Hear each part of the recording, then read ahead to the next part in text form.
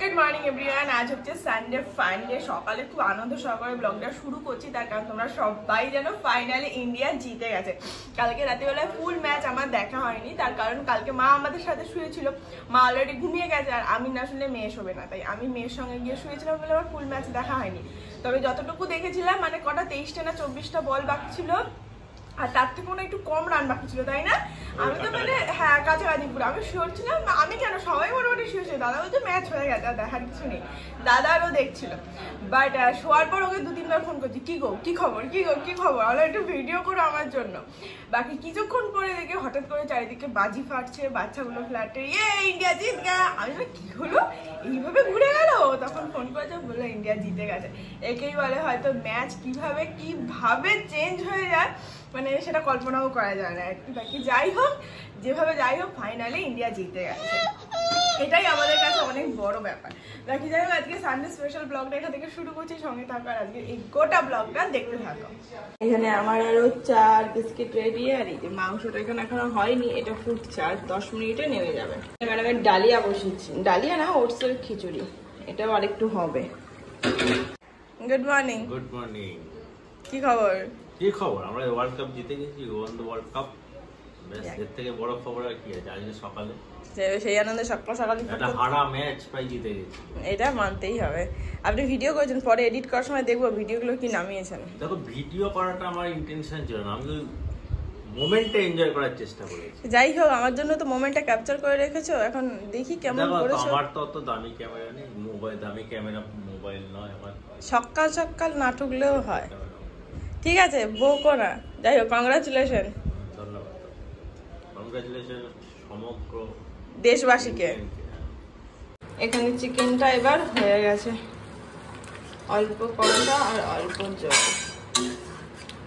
সকালে ব্রেকফাস্ট এটা আমার, এটা আজকে রুটি, বাঁধাকপি, আম, আর তার সাথে শসা।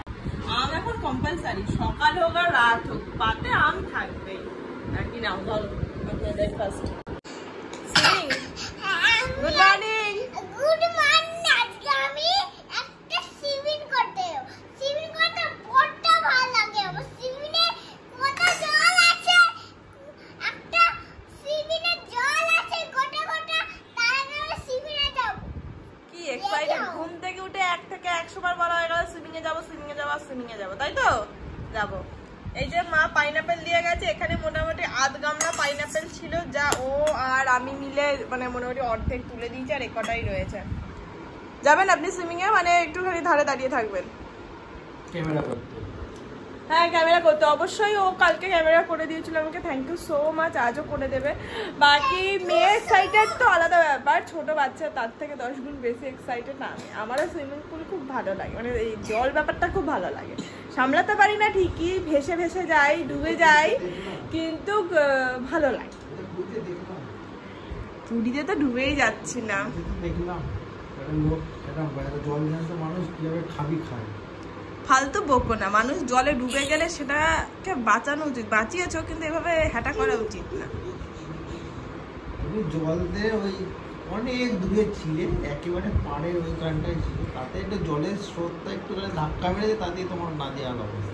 হ্যাঁ, আমি ব্যালেন্স রাখতে পারি না তো, অবশ্যই মোটা মানুষ তো, ওর জন্য ব্যালেন্স রাখতে পারি না। তোমার পায়ের ওই জায়গাটা ইয়েটা কি বলে, ম্যানুফ্যাকচারিং ডিফেক্ট আছে তোমার পায়ে। রেডি হয়ে গেছি, ম্যাডাম তো এক্সাইটেড পুলে নামার জন্য, আর আজকেও আমি এই নামবো, ওর বাবা নামবে না, বাট সাথে যাবে।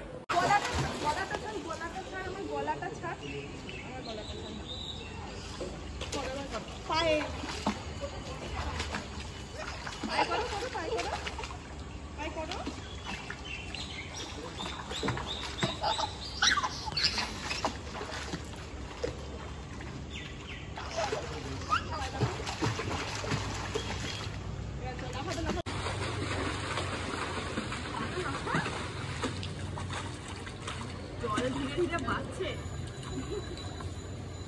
আর মেয়ে স্নান হয়ে গেছে, এবার মেয়েকে খাইয়ে দেবো। তবে আগের দিনও যতটা এনজয় করেছে, আজকে খুব ভয় পাচ্ছিল জলে নামতে, কারণ আরেকটা ফ্যামিলি নেমেছিল, আর জলটা আজকে অনেকটা বেড়ে গেছিল, তো ওর জন্য আজ একটু ভয় লাগছিল। বাকি কালকে ফাটিয়ে এনজয় করেছিলাম। বাকি চলো খেয়ে দিয়ে নিই, তারপর রেস্ট নিয়ে বিকাল বেলাতে পারি। এই যে ভাত বেড়ে দিয়েছে মা, এখানে ভাত, উচ্ছে ভাজা, পটল আলুর তরকারি, আর এখানে ম্যাডাম খাচ্ছে। ডাল তো আছে, আর আছে মাংস, বা ডাল আর নেবো না, মাংসটা পরে নিয়ে আসবো। আর আমার জন্য পিঙ্ক কালারের রক আর পিঙ্ক কালারের বাবুল আর পিঙ্ক কালারের আর বলছি এই টাকাটা সামুজে দিলেও 500 টাকা, রথে তো অনেক টাকা এটা, তাহলে আমি আর বাবা কিছু কিনতে পারি তো? আমি দুটো খেলনা কিনবো। আমি তুমি একসাথে 1 2 3 4 আর আমি একটা 1 খেলনা নেব। আচ্ছা আমরা তাহলে জিলাপি খাবো এই টাকাটা থেকে, জিলাপি। ঠিক আছে।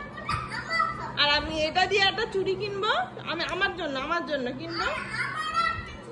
না না, এই টাকাটা থেকে কিনতে দিবি তো?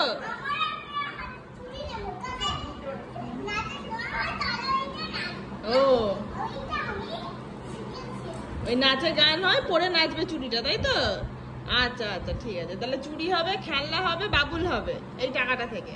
জিলাপি না না কি বললাম, খেলনা হবে, হ্যাঁ, আর রথ হবে, আর জিলাপি আর পাপড় খাওয়া হবে।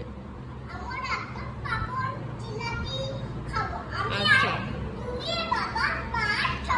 ঠিক আছে। গুড ইভিনিং নয়, 8:30 মতন বাজে। অ্যাকচুয়ালি প্রচন্ড ঘুম পাচ্ছে, দুপুরে ঠিক ঘুম হয়নি, তো খেয়ে নেবো তাড়াতাড়ি, দিয়ে 9টার সময় বেরিয়ে যাবো, বাড়িতে গিয়ে তাড়াতাড়ি শুয়ে পড়বো, কারণ কাল আবার মামামের স্কুল আছে। এখানে মেয়ের ভাত আর মাংস, আর আমি ট্রেনের খাবার খাচ্ছি, ভাত মাংস রুটি, আর স্যারেরও মাংস রুটি। খেয়ে নাও মা, এসো। আর এখন ঘড়িতে বাজে 9:30 আমরা ডিনার করছি।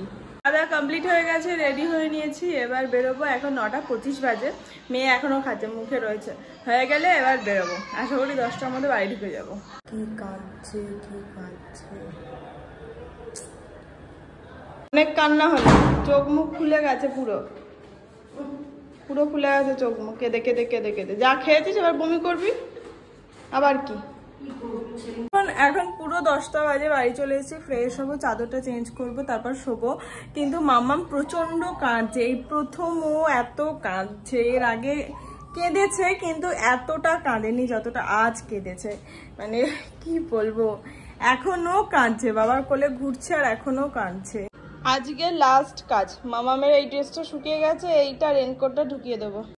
সিরিয়াসলি হয়তো একেই বলে সংসার। ভাবলাম 10টার সময়তে এসে 10:30টাতে শুয়ে পড়বো, মানে আধা ঘন্টায় কাজকর্ম সেরে নেবো। বাট যখন হাত দিলাম কাজে, যত জামা কাপড় আছে সব ওয়াশিং মেশিনে ঢোকালাম, কিচেনটা একটু ঠিকঠাক করলাম, জিনিসপত্র এসেছিল ড্রেস চেঞ্জ করতে, সেগুলো এদিক ওদিক রেখে গেছে, সেগুলোকে জায়গায় রাখলাম, বিশেষ করে বই খাতা যেগুলো পাঠিয়েছিলাম ওর হাত দিয়ে সেইগুলোকে। তার উপরে শুধুমাত্র একটা হেল্প করেছে, মিথ্যে কথা বলবো না, সেটা হচ্ছে ওই ঘরে বিছানার চাদরটা পুরোটা তুলে পেতে মশারি টাঙানোটা ওর কাজ, পুরোটা বিছানার দিকটা ও কমপ্লিট করেছে। এছাড়া জল ভরা, তারপর মানে আর কি বলবো, অনেক ছোটখাটো অনেক কাজ, তার সাথে নিজে ফ্রেশ হলাম। এইটা এবার জায়গায় রাখবো, রেনকোটটাকে ব্যাগে ঢোকাবো, তারপর গিয়ে শোবো। বাকি মেয়ে এখন থেমেছে, বাকি এখন ঘড়িতে বাজে হচ্ছে 11:10। যাই হোক, আজকে ব্লগটা তাহলে এখানেই শেষ করছে, দেখা হচ্ছে নেক্সট ব্লগে কাল। ততক্ষণ সবাই খুব ভালো থেকো, সুস্থ আর অবশ্যই সাবধানে থেকো। Tata and good night, by.